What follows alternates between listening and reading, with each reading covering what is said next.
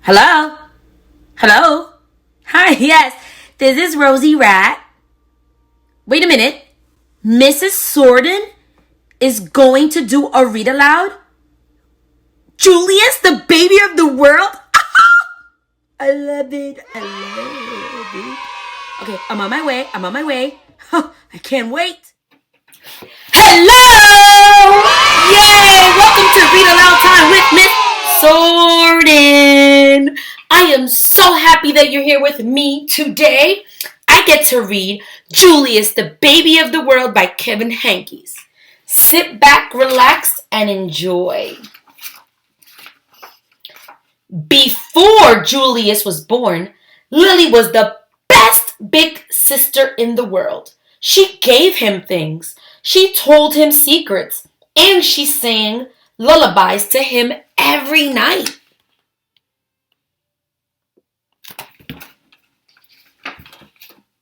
After Julius was born, it was a different story. Lilly took her things back.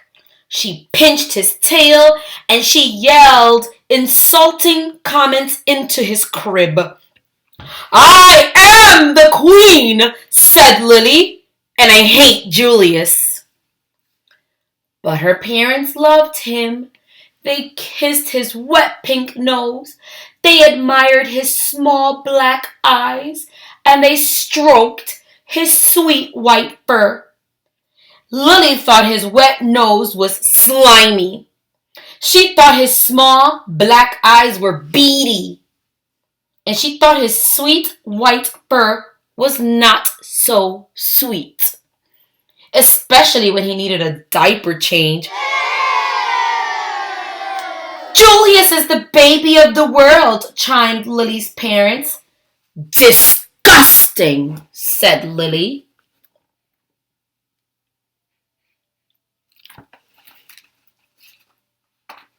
I don't know why Lily's behaving this way.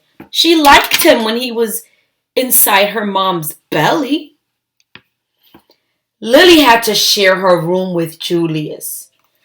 After Julius goes away, do I get my room back? She asked. Julian isn't going anywhere, said Lily's mother. And he didn't. He stayed and stayed and stayed. Lilly was supposed to be very quiet while Julius slept.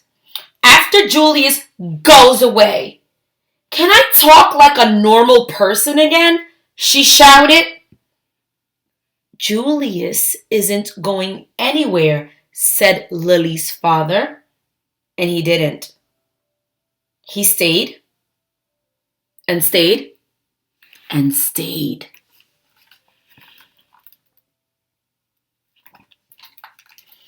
I wonder why Lilly wants Julius to go away. We love you, Julius. You're beautiful, Julius. We want Julius to grow up to be as extraordinary as you, said Lily's mother. So we must tell him constantly how beautiful he is and how much we love him. When no one was looking, Lilly had her own idea. I hate you. You're ugly. We want Julius to grow up to be as clever as you, said Lily's father. So we must sing him his numbers and letters whenever possible. A, B, C, D, E, F, G. 1, 2, 3, 4, 5. When no one was looking, Lilly had her own idea. 3, 8, 1, 5, 7, A, J, K, Z, M, Y.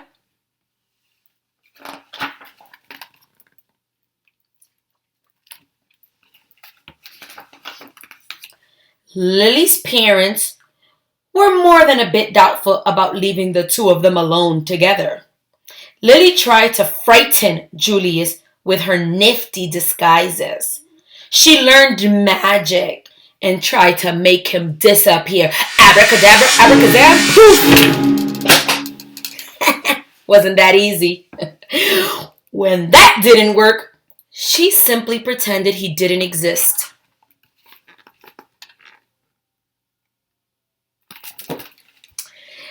Lilly spent more time than usual in the uncooperative chair.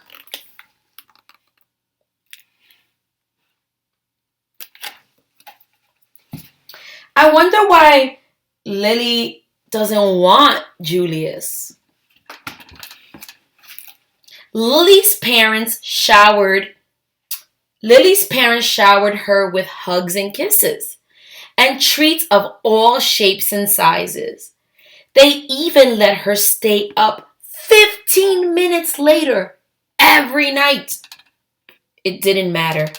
Nothing worked. I am the queen, said Lilly, and I hate Julius.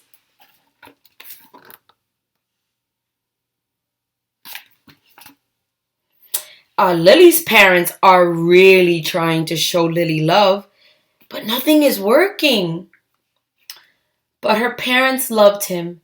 They kissed his wet pink nose, they admired his small black eyes, and they stroked his sweet white fur. Julius is the baby of the world, chimed Lily's parents. Disgusting, said Lilly.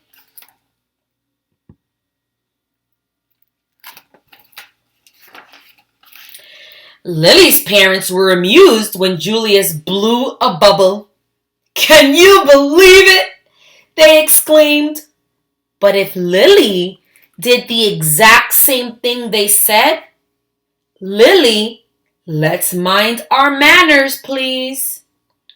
Lily's parents were dazzled when Julius babbled and gurgled. Such a vocabulary, they exclaimed. But if Lilly did the exact same thing, they said, let's act our age, please.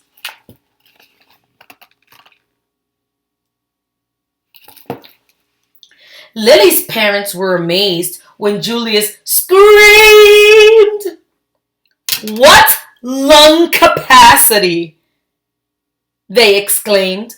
But if Lilly did the exact same thing, they said, Lilly, let's restrain ourselves, please.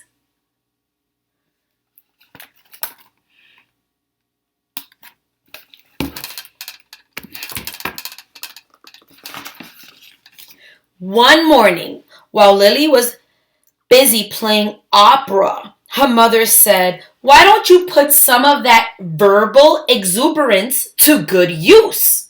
Why don't you tell Julius a nice story? He's too little to understand, said Lilly. He can, in his own way, said Lily's mother. Okay, said Lilly, smiling. Julius, the germ of the world, by me, said Lilly. Once upon a time, said Lilly, there was a baby. His name was Julius. Julius was really a germ. Julius was like a dust under your bed. If he was a number, he would be 0. If he was food, he would taste like a raisin. A raisin tastes like dirt. The end, said Lilly. The story earned her 10 minutes in the uncooperative chair. That was not a nice story. Lilly warned her friends Chester and Wilson and Victor about babies. Trust me, they're dreadful, she said. She warned strangers about babies too. You will live to regret that bump under your dress, she said. That's not nice. Lilly's saying really mean things. Lilly ran away 7 times in one morning.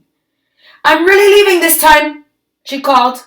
Who knows where they'll find me? The afternoon, Lilly had a tea party and everyone came. Everyone but Julius. His invitation must have been lost in the mail, she explained. Invitation lost in the mail? I don't think she invited him. Lilly had glorious dreams about Julius.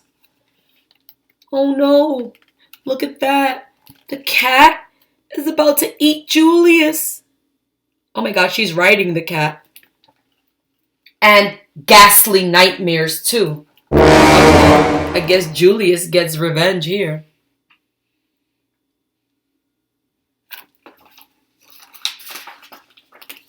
Lily's parents showered her with compliments and praise and niceties of all shapes and sizes. They even let her drink her juice out of the antique china cup. It didn't matter. Nothing worked. I am the queen, said Lilly, and I hate Julius. But her parents loved him. They kissed his wet nose, his wet pink nose. They admired his small black eyes, and they stroked his sweet white fur. Julius is the baby of the world, chimed Lily's parents. Disgusting, said Lilly. When Lily's mother felt up to it, she planned a festive celebration in honor of Julius. All the relatives came. There was quite a spread. What's the big deal? Said Lilly. Haven't they all seen a lump before? Wow, look at that spread. See that spread? Lots of food for Julius's celebration. Apparently not. All afternoon, the relatives hovered over Julius. They kissed his wet pink nose, they admired his small black eyes, and they stroked his sweet white fur.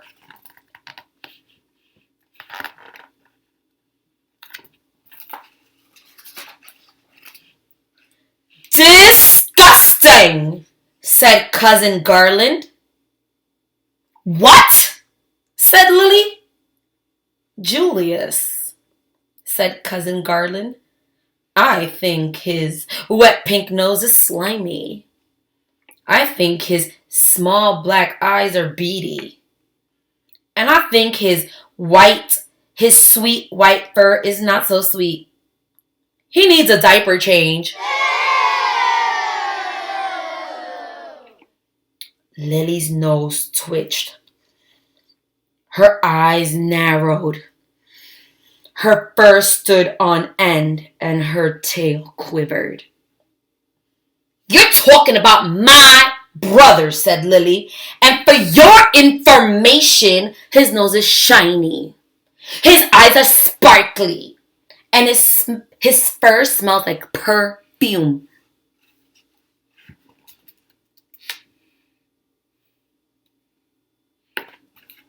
Cousin Garland was speechless.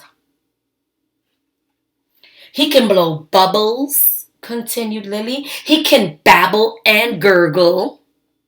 And he can scream better than anyone. Cousin Garland tried to slink out of the room. Stop, said Lilly. I am the queen. Watch me closely. Lilly picked up Julius. She kissed his wet pink nose. She admired his small black eyes. And she stroked his sweet white fur. Your turn, said Lilly, handing Julius over to Cousin Garland. Kiss! Admire! Stroke. Lilly commanded.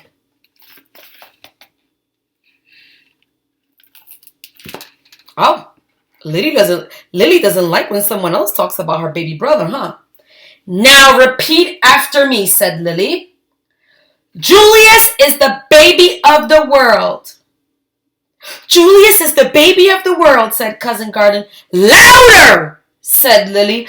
Julius is the baby of the world! And from then on, he was, in everyone's opinion, especially in Lilly's. The end. I hope you enjoyed Read Aloud Time with Miss Sorden. Julius, the baby of the world. Now go out there and be nice to someone. Bye-bye. Wow, Mrs. Sorden did such an awesome job reading Julius, the baby of the world. I can't wait until her next read aloud. Go, Miss Sorden. Go, Miss Sorden.